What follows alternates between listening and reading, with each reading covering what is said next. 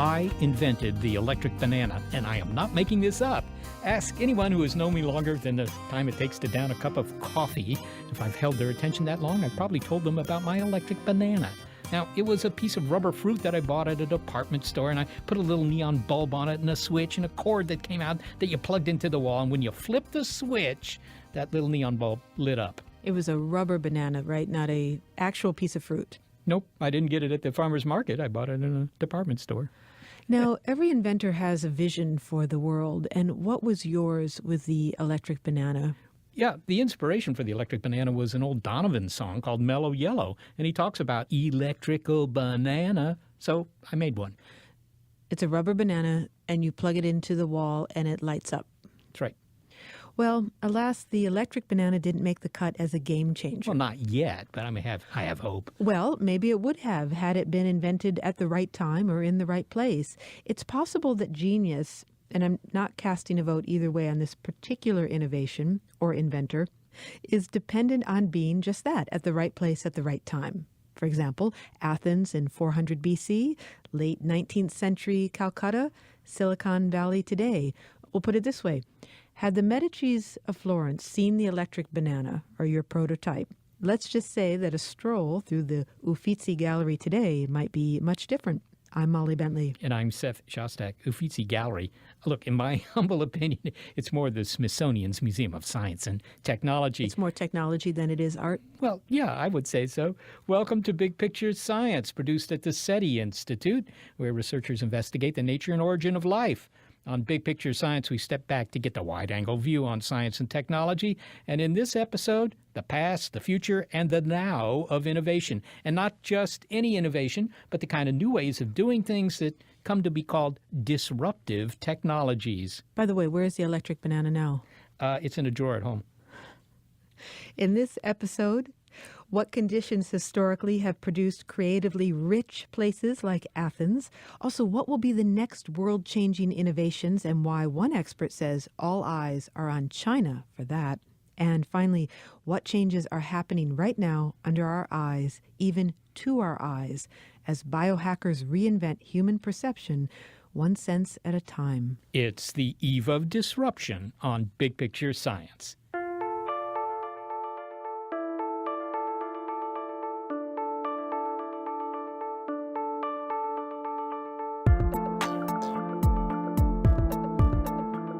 Innovation, which actually has the Latin word for new in it, nova, is not really so new. Some of humankind's most important technical developments, for example, controlling fire or building a wheel or chipping out an effective arrowhead from the rock, that was all done a long time ago, and we actually don't have a clue who did it or when. Now, we like to think our species is special, and one of the things that makes us different from other critters is that we are among the small number of tool users. But I think what really makes us unique is that we're really good and fast at inventing tools. And not just tools. We also invent new forms of culture. Think of forms of storytelling, poetry, the novel, or of representational art. The first drawings to use perspective or chiaroscuro shading. And some accomplishments in creatively rich eras have had lasting power. Michelangelo's Sistine Chapel ceiling, for one. But maybe it's not just the time, but also the place that matters. You could say that Florence, Italy, during the Renaissance was a creative place. What is a creative place? It's a place with lots of creative people. Essentially, I like the term genius cluster. It's a place that produces, for a short period of time, a disproportionate number of brilliant minds and good ideas. Eric Weiner is the author of The Geography of Genius, a search for the world's most creative places from ancient Athens to Silicon Valley. All right, Eric, you've written about the geography of genius, the spots in the world where creativity flourishes, and heading your list is ancient Athens, 400 or so BC. Why do you consider this a very creative place? Oh my gosh, where to begin? Socrates, Aristotle, Plato, the satirical playwright Aristophanes, all the playwrights and the poets. And, if your definition of genius is that it has an effect on future generations, well, my God, go to the U.S. Capitol, look at the Capitol building or any courthouse building in any town in America, and you'll see an architectural style that dates back to Greek times. In fact, I would say even your question, Seth, is very Greek, because you're asking a probing question about why. And the Greeks were really the first people to ask why. So absolutely, Athens in particular, not all the Greeks. You know, the Spartans, not so geniusy, but the Athenians, of all the hundreds of city-states, were absolutely the biggest dogs in the dog park. Okay, so they did all this, and yet they did it very quickly, right? I mean, when you think of ancient Greece, you think, oh, that must have gone on for thousands of years. It wasn't anything like that. No, it was, you know, I mean, the classical period, I guess, was 186 years roughly. But, you know, if you look at the real peak, the rule of Pericles in Athens, it's really just a few decades when a lot of the greatness happened. And that is a theme I found throughout my book and all these genius clusters, is they're fragile and they don't last very long. Well, you went to Athens to try and understand how this came about, because Athens wasn't the only powerful Greek city. I mean, after all, you've mentioned Sparta. Sparta outclassed it in military power, but philosophy, mathematics, literature, all the things the Athenians did, they weren't really done by these other cities. Did you find that there was something in the drinking water? Maybe in the wine, you know. They drank a lot of wine. I'm being a little facetious, but also serious.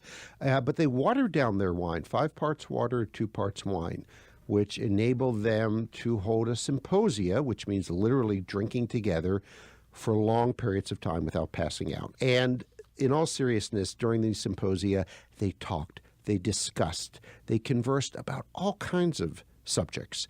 And they also welcomed foreigners into their symposia. And that is, I think, perhaps the most important ingredient of Athenian genius, their openness to experience. You know, psychologists have identified that one trait in individuals as the most important for creative genius, openness to experience. And I think it's also true for cultures. You know, are they open to outside ideas? And let's be honest, you know, the Greeks, the Athenians in particular, did not invent an awful lot. They perfected an awful lot. Plato said what the Greeks borrow from foreigners, they perfect. And I'm sure those foreigners considered it stealing and not borrowing. Be that as it may, this is what the Athenians excelled at. I realize it's a little bit unsatisfying in that there's not just one thing that you can point to and say, that was it. Having said that, I think there are 3 things you can point to for all places of genius, that they need to have at least these 3. They need to have diversity, and by that I mean diversity of ideas and not just ethnic diversity. They need to have discernment. They need to be able to separate good ideas from bad ones. You know, Jonas Salk, 2-time Nobel Prize winner, was asked by a student, Dr. Salk, how do you come up with so many good ideas? He says, it's easy. I come up with lots of ideas and I throw away the bad ones. Discernment. And the third is disorder. They need to have a degree of chaos and even tension or upheaval. And Athens had that. You know, let's put it this way. You don't see a lot of genius coming out of North Korea right now. It's not that they're not hardworking or don't have the genetic wherewithal, the abilities. It's not an open society. We're talking about genius here, but, you know, maybe we need another word there, a synonym for genius, because if you're talking about the Greeks, genius is, after all, a Greek word, right? So by definition, in some sense, they can call themselves genii or whatever. What do you mean? Do you mean an outpouring of creativity, or do you mean intellect, good schooling? Well, I tell you what I don't mean. I don't mean just intelligence, just IQ, right? Have you heard of Marilyn von Sant? Has a high IQ, 220, but hasn't produced much. William Shockley invented the transistor, won the Nobel Prize, IQ of 140. So I guess my point is that I consider genius to be creative genius. You have to have a certain amount of intelligence, but you're not a know-it-all. You're a see-it-all, okay? You're seeing connections that other people don't. There were physicists during Einstein's time who knew more physics than he did, but they didn't make the connections. They didn't see what he saw. And I think the creative genius might change the way we view the world, as Darwin did, as Einstein did. They leave an impact, and that impact might be in the field of science, but it might be in the field of art. Look at people who go to crowded Florence today to see Michelangelo's David. And, you know, this is going to be a little bit controversial, but I really think ultimately it's a social consensus. It's a verdict, a social verdict. We decide who gets to be a genius. If you, Seth, decided you're a genius, but none of your colleagues agreed, your family didn't agree, nobody agreed, would you still be a genius? Only in my own mind. Yes. Exactly. And the genius in their own mind is, we have a word for that, delusional. Well, that's been applied to me. Another area you look at is the Bengal Renaissance in Calcutta. It seems to have been fueled by the exchange of ideas between the West and the East under the British Raj, right? So what characterized this period of creativity in India? Well, it was this really collision of two cultures, of British culture and Indian, particular Bengali culture. And the result was neither Indian nor Bengali. It was something else entirely. And this was a period of time from the late 19th to early 20th century, centered in Calcutta, India. And it was a time where you saw a flourishing in the arts, in science, in all sorts of fields. And Calcutta at the time, in fact, published more books than any city in the world, with the exception of London. And it's not known to most Westerners, but it was definitely a golden age. Apparently, there's a confluence of conditions, including cultural attitudes, that makes a place creative, and that might change over time. You know, things may come together for a while, and then they're not there. We're sitting here in the Silicon Valley, whose main attraction 100 years ago, right, would probably have been the construction of the Winchester Mystery House or the prune crop. Right? Prune capital of America. Exactly. Yeah. So timing is an important part of this. It is, and it's important also for individual geniuses. I'll give you an example. Roughly 50 years before Einstein comes on the scene, physicists were pretty convinced they had it all worked out. There was a famous, I believe, Nobel Prize-winning American physicist who said, we just have to work out the decimal points now. It's just that's where we are. And if Einstein had come along at that time, when the field was considered all sewn up, then he might have never gone into physics, or he would not have had an impact. I mean, a field has to be ripe for a creative breakthrough, and a place has to be ripe. And Silicon Valley, I really trace it back to the early 20th century, to 1912 and the sinking of the Titanic, which didn't happen here.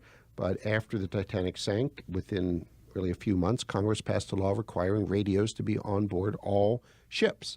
And there was a nascent radio business in the San Francisco Bay Area, and it took off. And from there on, you had this culture of tinkering with electronics, whether it was radios or later motherboards. If you talk to people here in the Silicon Valley, one of the attributes that they will quickly point to as a stimulator for all the development that goes on here is the role of money. It's the fact that there is venture capital here. I might have an idea for a new app that tells me, I don't know, which theaters serve the best popcorn, but it's not going to change the world unless a venture capitalist ponies up the cash. It's true. And that's why I think, although it's not a perfect analogy, I do think the venture capitalists of Silicon Valley are the Medicis of the Valley. Let me follow up on that, because you say that, but of course the Medicis, I mean, they sponsored guys like Galileo and so forth, and he changed cosmology, if you will, right? He changed our understanding of the heavens. I mean, these were big changes. You know, Right. That popcorn app might be kind of nifty, but it's not going to change the world. I mean, it's not in the same category as Euclid or something. That's our fault in a way, all of collectively. You know, I say in the book, and I stand by it, we get the geniuses that we want and that we deserve. The epigraph of my book is a short line from Plato, and it says, what is honored in a country is cultivated there. And we, as a culture, honor the Steve Jobs of the world more than the Galileos or the Mozarts. And so I mean that the venture capitalists are the Medicis in the sense that they are the ones who are making whatever flowering is going on here, however you want to characterize it, they're the ones making it possible. Money is needed to take your idea to the market, and Silicon Valley is very good at that discernment part of the 3Ds, discerning what's good, what's bad, and then slotting a good idea into the ecology or the system, if you will, and bringing it to market. Being on top of the genius or creative heap doesn't seem to last very long. So is the Silicon Valley doomed to becoming past tense? And, what would be the warning signs?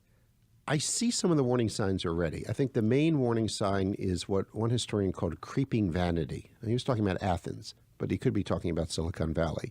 Creeping vanity. It sneaks up on you, and it's when you just feel like you can do nothing wrong. I've been coming to Silicon Valley off and on over the past decade, and I've noticed an increase in bling, frankly. It's flashier than it used to be. I spent a year at Stanford University doing a fellowship a decade ago. I come back now, I see people are flashier. That was never the case.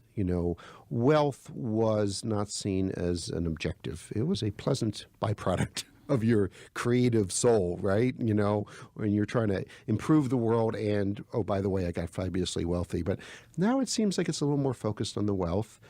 And I mean, it's not a foregone conclusion that Silicon Valley will see its demise in the next decade or half a century even. But if history is a gauge, it's not going to last forever.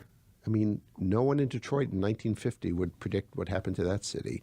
I hope Silicon Valley diversifies, because that's, I think, one way to head off collapse is to have a diversified portfolio, so to speak, and not just be in the high-tech sector, but have other things going on. Eric Weiner, thanks so very much for being with us today. Thanks, Seth. This was great. Eric Weiner is the author of The Geography of Genius, a search for the world's most creative places from ancient Athens to Silicon Valley.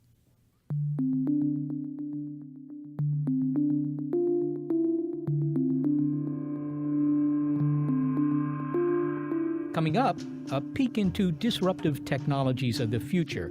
For example, you've got the problem of not getting the jokes of those partygoers who are parlaying français. Or maybe you're lost in a meeting of rapid-fire Mandarin. Well, new technology may allow you to ditch the dictionary and clear up confusion with your instant translation earbuds. Imagine having a dinner party where people are speaking 3 or 4 different languages, and the only language that you hear is the language in which you are fluent. Our next guest speaks the language of the future of science and innovation. And then later in the show, stories from the biohacking frontier and of remaking the human body itself. It's the eve of disruption on Big Picture Science.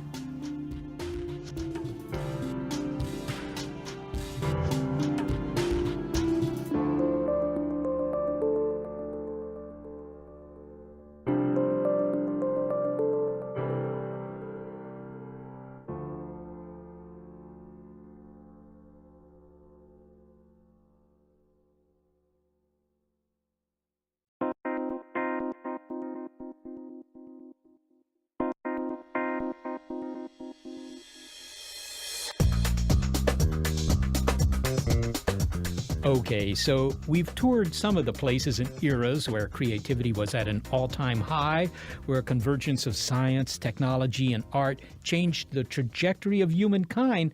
That was then. So what's next? Well, Galileo might have imagined how the telescope would revolutionize science. Indeed, it gave birth to astronomy. But average Fiorentini probably could not picture the revolution to come. They didn't imagine that their descendants would be building styrofoam models of the solar system in school and wearing I Heart Pluto t-shirts. Well, that's a good example. Here's another.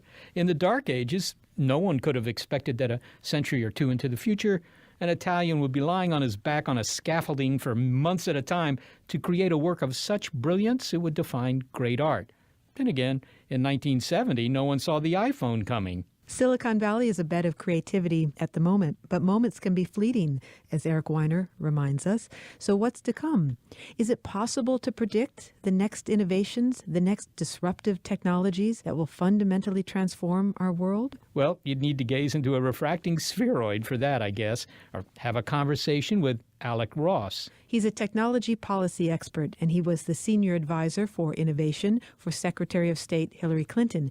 And he is the author of The Industries of the Future. He's traveled to more than 40 countries to answer the question, what's next? Look, the world's last trillion-dollar industry was created out of computer code. The world's next trillion-dollar industry is going to be created out of genetic code. I think that the 25,000 genes in our bodies are going to be the building block for some of the innovations that are going to completely shape our future. And one example of where I see this coming from is a place that I think has been innovation averse in the past, which is China. China, for all of the size of its economy and for as much wealth as it has created, most of its innovation has either been stolen, intellectual property that's been stolen, or entirely derivative, sort of knockoffs coming from elsewhere. I think that the commercialization of genomics provides an exception. So BGI, what used to be known as the Beijing Genomics Institute, is now the largest center for genetic sequencing in the world. And unlike, say, China's internet industry, which was really built for the walled garden that is the 1.3 billion people inside of China, the work in commercializing genomics, commercializing the medicines and the products that are coming out of the building blocks of our genetic material is much more global from the outset for the Chinese. They have a partnership, for example, BGI does, with Autism Speaks, a nonprofit organization from Austin, Texas, to understand the genetics of autism better. And so one example I see of genetic spread is it wouldn't surprise me if the Google of genetics were to come from Beijing, China. Some of the examples of innovation you found seem kind of modest when you step back a bit, but they were transformative. For example, the development of innovative ways to use cell phones in Africa. Can you share an example of that? You know, unfortunately, I've spent much more of my life on airplanes than I'd like to. But once you actually land, it's a nice thing. And I've spent a whole heck of a lot of time in sub-Saharan Africa.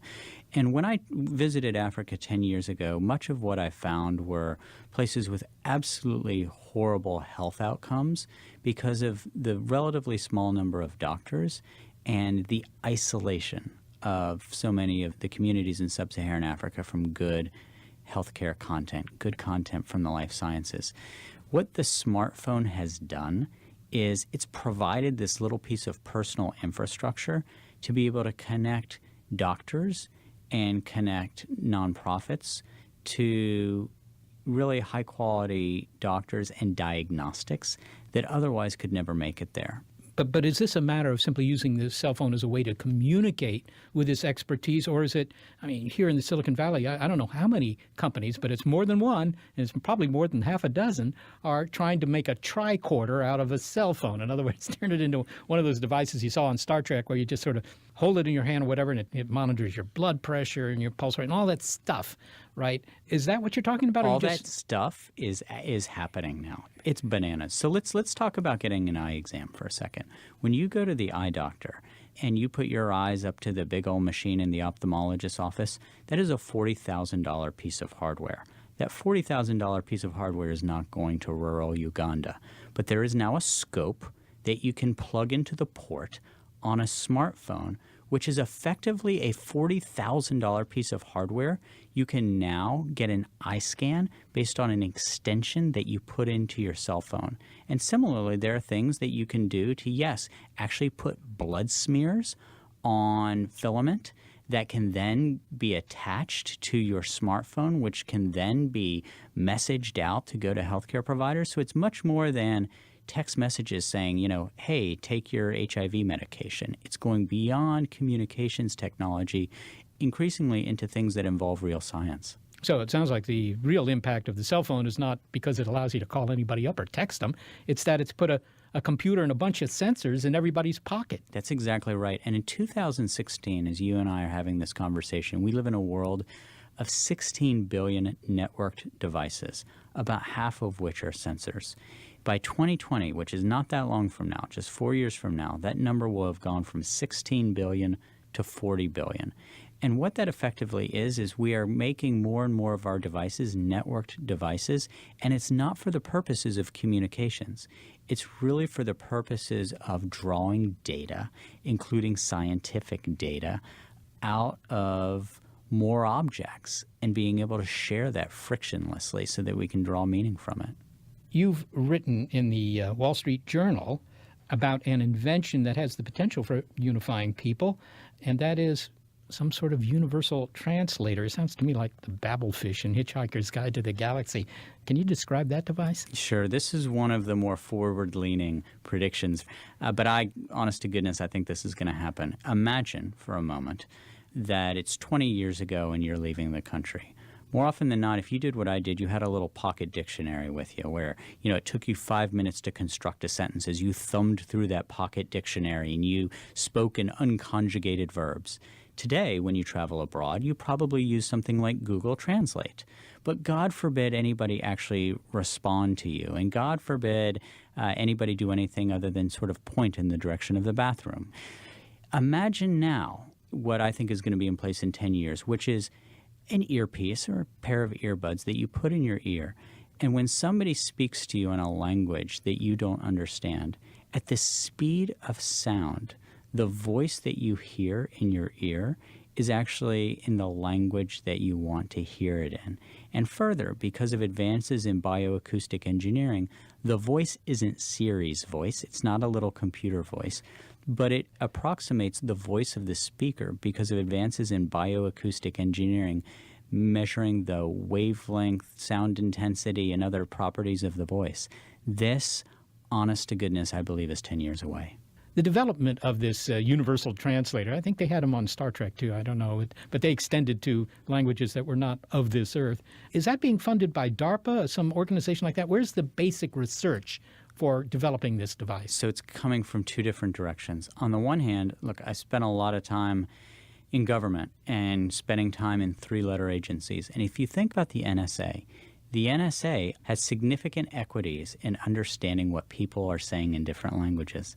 So a lot of the R&D for this is coming, for example, from three-letter agencies in and around Washington, D.C.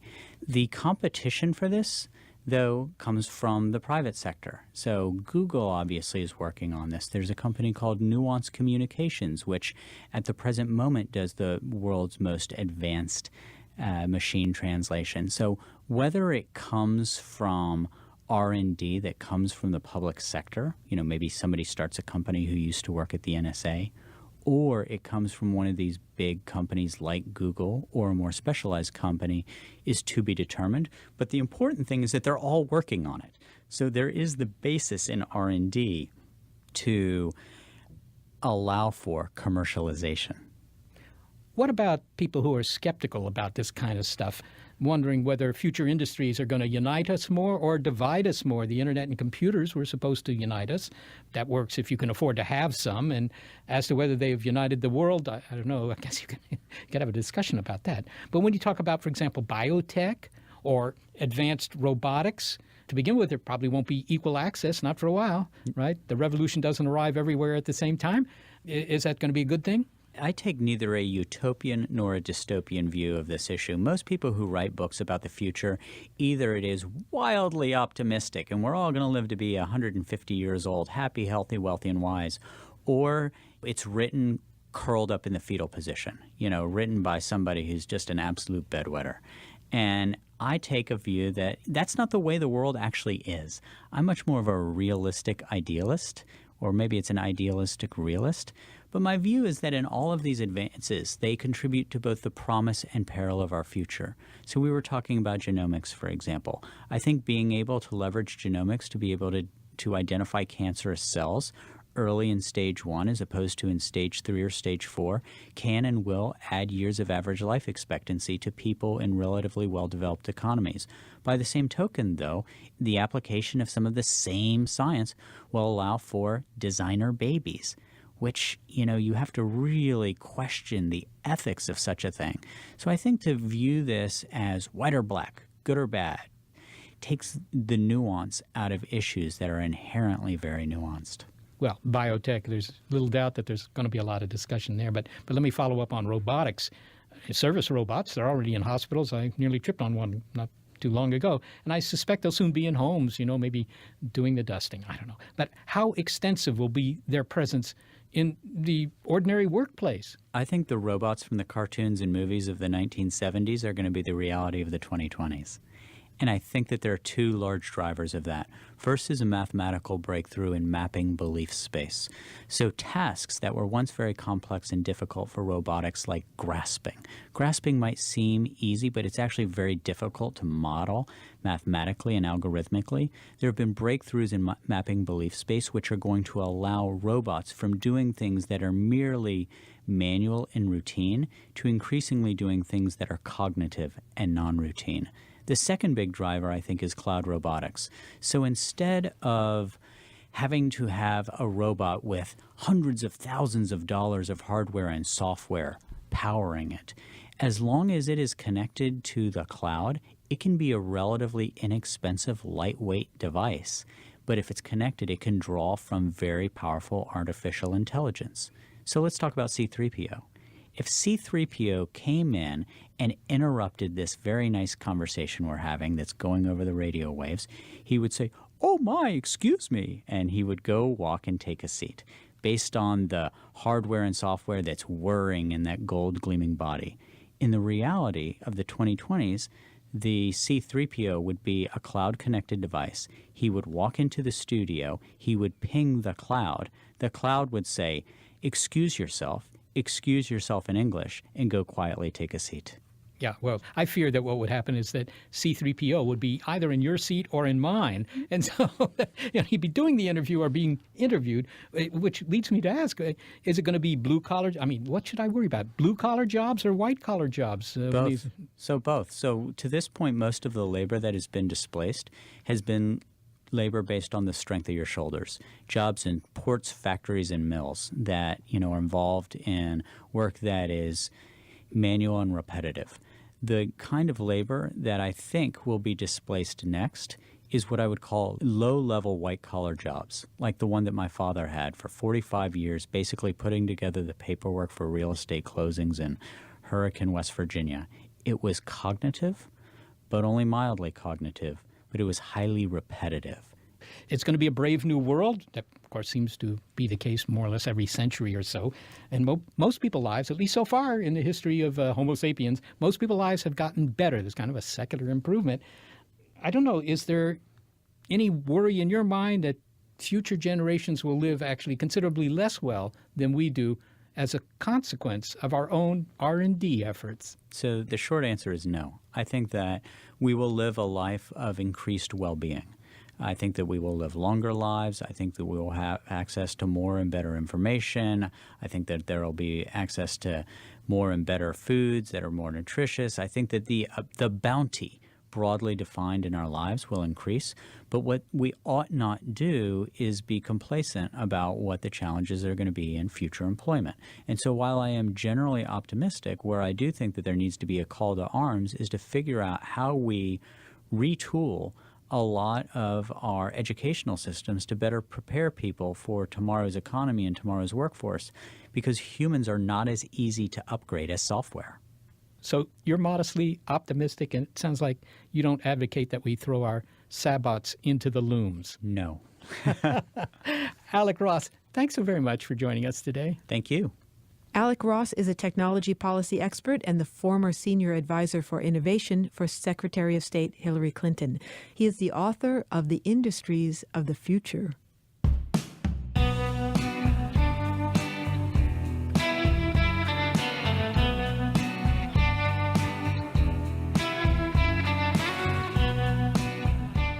Well, we've traveled to the past to understand under what conditions unusually productive periods of creativity emerged, and we've peeked into the future to see where they might arise next. And personally, those domestic robots, they can't arrive soon enough for me. So what about the now? World-changing innovations may be happening right around you, to your neighbors. And these aren't devices to be held so much as worn or embedded, as biohackers transform the human body itself, one perception at a time. It's the eve of disruption on Big Picture Science.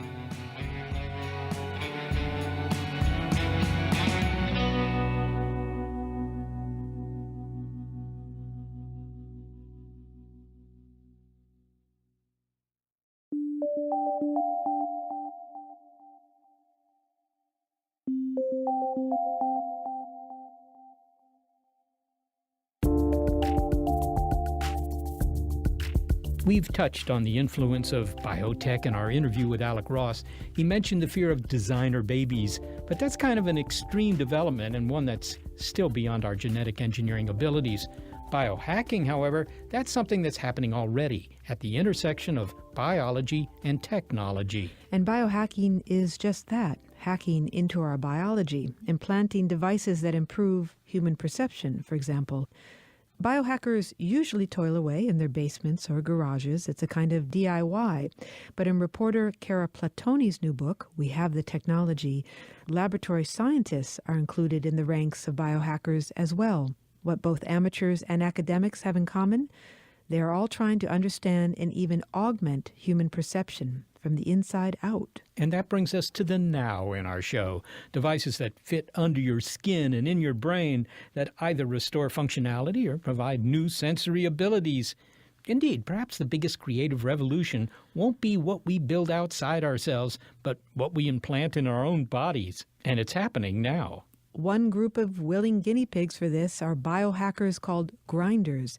And Cara Platoni has met Tim Cannon, the co-founder of Grindhouse Wetware, who has embedded a thermal sensor in his arm, a device called Circadia.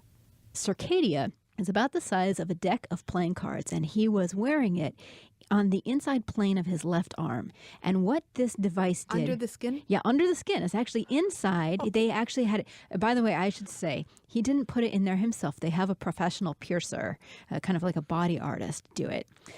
And what this device did was it took his temperature and then it ported that information to his cell phone. So you can look at it and say, oh, okay, well, temperature's normal. And it also lit up. This was kind of the thing that really attracted everyone's attention. When he held a charging coil up to it, lights inside the device would flash and you could see them through his skin. So my face is in a grimace. I can tell. I'm really trying to relax my expression. Okay, what is it connected to in him? What is it connected to? It's a self-contained device. It's actually encased in silicone. So it wasn't interacting directly with his nerves or anything like that. It was basically a test device. So the guys at Grindhouse, they call themselves grinders. They named themselves after the Warren Ellis Dr. Sleepless graphic novel, which kind of portrays this post-apocalyptic punker future where people make their own body augments because they're frustrated with what the human body can do and with what's available on the market. So they've designed these kind of wild implant devices for them. So they're really inspired by this. They wanted to try building their own thing, but first they wanted to see if it would kill them. So the idea for this device was, first of all, is it going to kill Tim, right? Can you recharge the battery? Will the body reject it? Will he get a massive infection? Will the battery breach and, some chemical will leach out? And actually, he did fine. They kept it in for about 3 months, and then they realized that the heat from the charging coil was causing an expansion, so they took it out from him. And Tim agreed to test whether or not this would kill Tim. Oh, yeah, this was Tim's idea. Tim is one of the founders and the leaders of Grindhouse Wetware, and this is his vision. This is his dream, is to augment the human body. There are people who have magnets that they've implanted in their bodies, RFID chips, which are like those things that you use on your toll pass, or a lot of people chip their pets, to find a lost pet. Now, the magnets, that's not so that you can find your car keys by waving your arm around and it comes, flying across the room to your wrist. You can hang a beer bottle off your hand if you have one of these things. People who are doing the magnets are doing it because they're interested in the idea of having electromagnetic perception, which is something that some other animals do have. Sharks? So sharks can sense electricity, and a lot of migratory animals like sea turtles, some kinds of fish, some kinds of birds, they have an ability to read electromagnetic fields because it helps them basically orient north-south. So a lot of people would have these implants, and I would say, why does it have to be in your body? Why couldn't you just be carrying an RFID card, or why couldn't you be, carrying a thermometer or something like that? And they'd say, it's because it changes my capabilities. It becomes part of who I am. It becomes part of what my body can do. And if I had to give it up, I would feel bereft. It's become a part of me. So it's the idea that we evolved with 5 senses, and for the grinders, this is a subset of biohackers, or maybe it applies to all biohackers. That's not enough. We were cheated in some way with these 5 senses. Right. Because the human brain is locked in your skull, and it only has so many ways to learn about the world. We only have 5 sensory portals. And what those do is they take real information of the world, about the world. Your eyes take light, and your skin takes mechanical pressure, and they translate or transduce it into this electric code that the brain can understand. But they're only giving you a very narrow slice of what's out there. So we humans only see what's called, the visible light spectrum. So we don't see X-rays and ultraviolet and into the infrared, and we don't pick up radio waves on our own. And a lot of the biohackers I talked to said this isn't enough. So one of the questions the Grindhouse guys, and it's lots of other people, are asking is, could we bring in new information, totally new information that people don't already process? So they're trying this with magnets, which is a sense that lots of creatures in nature have. We know evolution built this machinery, but people don't have it. And it's probably because we don't need it, right? We don't actually migrate north-south with the seasons. Just like sharks have an electrical sense because they have to hunt for their prey in low light conditions. Well, we don't have to do that, right? Except for the people going down to Florida for the winter. They do migrate. I guess but so. I don't think they use magnets, though. I guess that counts.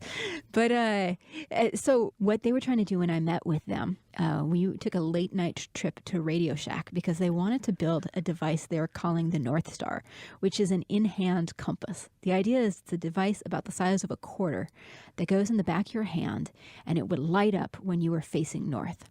So it would be kind of like a workaround to this idea of being able to naturally sense direction.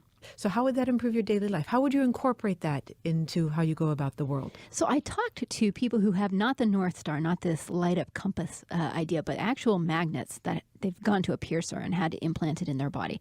And I say, well, what does it do for you?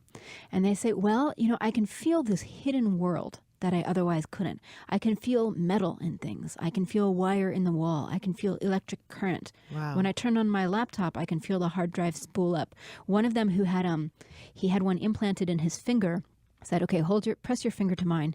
And then we walked into his kitchen and we turned on the can opener, the electric can opener, and I could feel the vibration of the magnet moving under his skin. One of the really fun things I got to investigate for my book was the retinal implant, which is a device to give some degree of sight back to people who have lost it. And this device is actually an implant. It goes inside the eyeball, and the person wears a video camera on a pair of glasses, and the video camera translates the image to electrical impulses, which are sent to the implant in the eye, which stimulates their surviving photoreceptors at the back of the eye. Well, that information is really sparse, very minimal. The man I met, Dean Lloyd, who was one of the first clinical trial participants. So this is a man who was blind in both eyes? He was blind in both eyes. He had been born with normal vision, and he lost it as an adult due to a disease called retinitis pigmentosa. And he was essentially blind for 17 years. He could see if you shone a very bright light directly into his eye, and that was it. So he had a memory of what the visual world looks like. He has a memory of color. He understood these concepts, but he hadn't actually seen anything in 17 years. After he received this retinal implant, the Argus II, his vision was not what he remembered. Instead of 3D shapes and shading and colors that matched the thing he was looking at, instead he just sees flashes of light that indicate contrast points between light and dark. So, for example, when we were walking down the street, he could see the division between the white of the sidewalk and the black of the asphalt as a series of flashes. When he was looking at oncoming cars, he would just see them as the flash off their windshield. He will very willingly say to you that he's the Model T Ford. He knows that this is an early version of a neuroprosthetic, and he sees his role is basically to test it and give feedback to the company so they can build a better next generation. Now, this is a case where a scientist was involved in planting Yes. this device, right? It wasn't implanted in a garage somewhere. So in your book, you talk about the grinders that are doing this on their own with the parts that they find in their garage, and then also the scientists that are working to understand human perception and also enhance it or maybe restore functionality. Are they both biohackers? I love this question because I personally cannot tell where the line is between biohacking and medicine. People were asking me all the time, what is a cyborg? Where do you draw the line? Do you draw it at wearing eyeglasses? Do you draw it at getting a pacemaker? Rob Spence, Iborg, who is one of my favorite people that I met when I'm reporting this book, a man who actually wears a camera in his eye socket, he said to me, wearing clothing makes you a cyborg, right? Because it's not natively part of your body. It protects you from the elements. It gives you this superpower to withstand the weather that you didn't have before, right? So he would say anything other than just running around naked makes us a cyborg? Yeah, I think he would. I think he would. And other people would say, no, it has more to do with being networked to other people or to a system with some kind of outside agency that might be able to control your actions or perceptions. I don't know where that line is. Was there any research, any biohacking activity, or any scientific inquiry into, sensory enhancement that made you, frankly, uncomfortable? You felt like it was going too far? Well, I wouldn't say I saw anything that is actually going too far yet, because what I saw is so novel, so still in the lab. It hasn't really been used yet. But there were some things that gave me pause, that made me think, wow, the future implications of this could be immense. So one of them is a technology called stimulus reconstruction. This is the idea of recreating what a person has heard or has seen. And right now it is being developed at universities, primarily for medical use. At UC Berkeley, I observed some experiments where a team was trying to recreate sounds a person had heard. And the idea of this is that they hope to get so good at reading the brain activity that occurs when a person is hearing sounds, hearing speech, that they can actually recreate what you're thinking in your head. They can actually recreate that little internal voice, the one that's telling you, did I leave the iron on, or I hate that guy's pants, or whatever your little voice is saying, right? Yeah, or do my glasses really make me a cyborg? Right, exactly. And the reason they want to do this is because they think it could be a tremendous help to people who have had a stroke, or who have Lou Gehrig's disease, or who have locked-in syndrome and can't communicate on their own, but are still capable of forming verbal thought. So the idea is you could essentially build a translator that would read out their brain activity and either type it out on a screen, or you could produce kind of like a talking box that would talk aloud for them. So it's a mind reader.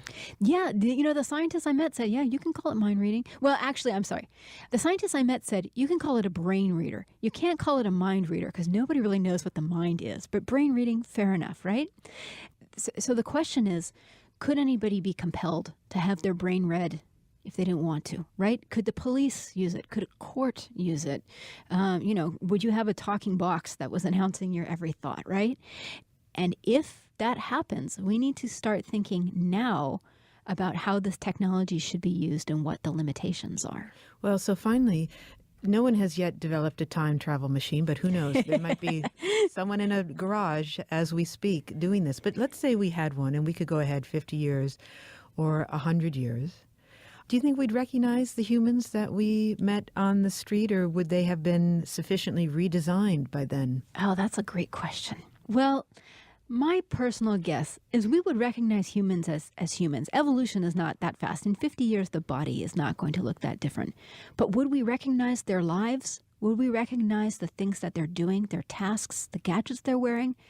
I don't know. If you think 50 years ago, it's hard for me to imagine somebody having a magical device in their pocket that would let them talk to anyone on the globe and take a picture of everything. So yeah, I think society will be different. I think life will be different. I think the body, the actual human germline, is going to be pretty much the same, but we're going to have some way fancier gadgets. Cara Platoni, thank you so much for being with us. Thanks. It's been a pleasure. Cara is the author of We Have the Technology, How Biohackers, Foodies, Physicians, and Scientists Are Transforming Human Perception One Sense at a Time. She's right. Augmentation of our bodies, it's an old idea. Clothes tens of thousands of years ago. Makeup, eyeglasses from the 12th century. But the thing is, today, we can put smarts into these technologies, and we can do things that were never possible before. The other thing is innovation. We've heard that, that's something that's restricted to a particular place at a particular time. But you know what? I kind of wonder, with the increase in interconnectivity, as they call it, that in the future they'll be able to collaborate no matter where they are, and they won't have to live in Athens or, for that matter, the Silicon Valley with all its traffic.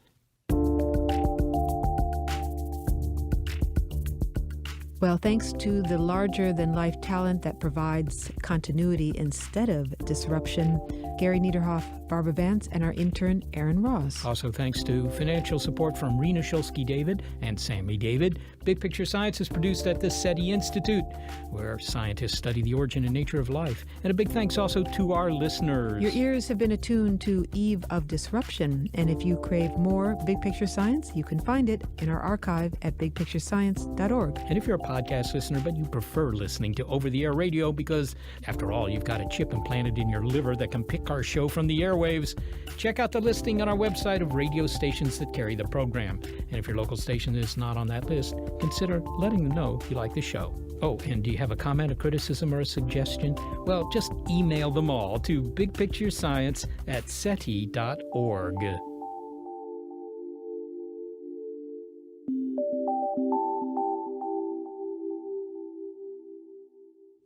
And so you're telling me that the electric banana, which you invented, Yes, ended up in a radio studio for a while. it did. But Yeah. it didn't make any sound, right? No, it was completely quiet, but it was advertised every 20 minutes as the only radio station with an electrical banana, product of Caltech Research and Engineering. You were a student at the time there? I was, yeah. There wasn't much research or engineering, by the way. How did you get the banana back? I went down to the station and reclaimed it.